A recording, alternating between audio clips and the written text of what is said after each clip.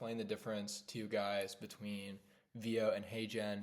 So the main content difference is that HeyGen is able to make 2, 3, 4 minute long um, videos that are just continuous. There's no cuts, there's nothing like that. And so it's going to be better for this style where they're just sitting and talking to the camera or talking to an audience for, anywhere between 1 and 4 minutes straight without any cuts. But you don't get that much variation. Like if you want to have a clip come in where they're holding the product, that's a lot more difficult. You'll have to show a photo of the product. And so this is better for, like long form, or all these videos are long form, but like if you don't want any cuts, basically.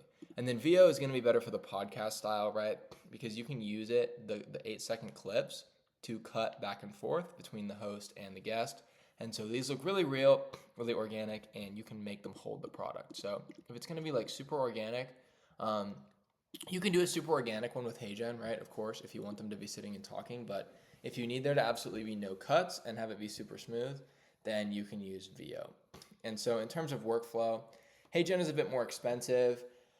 However, it's much faster, much, much easier to use. So, and then Veo is going to be a lot cheaper, but it's a lot more difficult to use, takes a lot more time.